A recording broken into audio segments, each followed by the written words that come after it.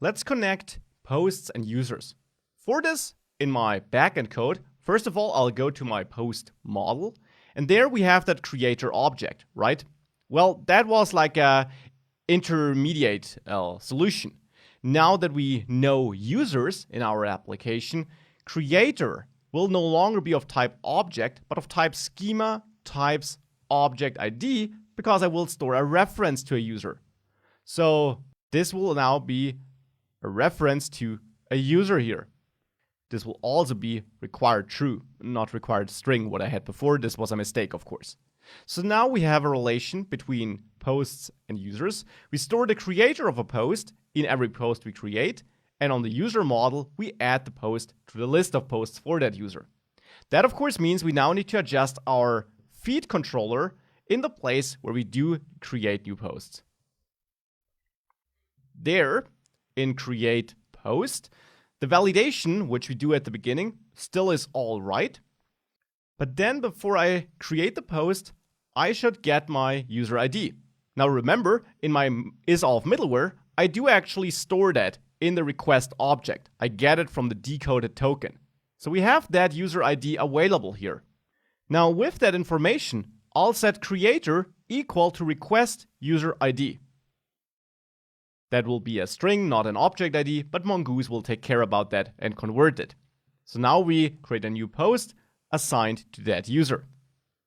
Now, once I save the post, I'll not immediately send the response though. Instead, I now also want to add that post to the list of posts for the given user.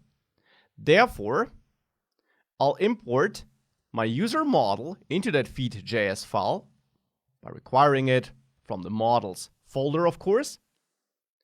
And in create post, once we did save the post, I'll use that user model to find the user by ID for the request user ID. So for that user ID extracted from the token. Then I'll return this and close this then block and add a new then block where I now get that user that was created. Now in this second then block here, I now have a user, excuse me, not the user which was created, but the user which was found. I have that user, which is the currently logged in user. And now I can take that user object, which is a Mongoose model here in the end, and I can access the posts of this user. Keep in mind, the user model has a posts property.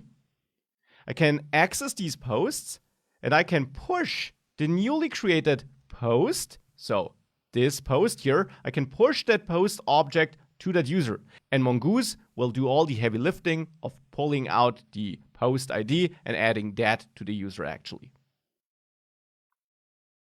Now I'll also add a new variable at the top, which I'll name creator, which is uninitialized. And once I've found a user, I'll store the user in that creator variable. Now what do I need that for? Well, I do update my user here. That means that here I will also call user save and I will return that. And hence we need another then block where I get the result of this operation.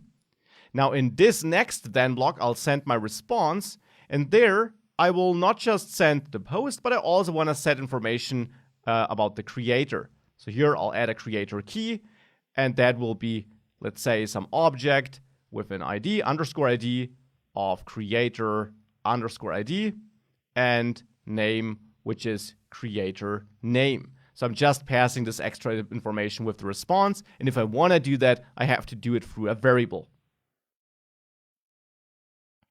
So now posts get saved and get connected to users in both directions. Let's try that out. Let's save this code, go back to the front end, and there let's create a new post. Good old duck again. Let's add a duck image. A duck, how lovely. Click accept here, and I get an error. Let's see what's going wrong. I do get back a response with a post, and the problem is that post holds my user data actually, which is a mistake on my side, of course. The post I'm sending back here is not the result. The result here is the user which I updated. Here, post should be the post model, the post object I created up there. So that's my mistake. I do create a post there. I stored it in a constant. I can reuse that constant down there to send data about that created post back to the client. So let me save that. Now, still what we'll see is in the database, if I go to the post collection, it was created though, because it only failed when it came to sending back the correct data.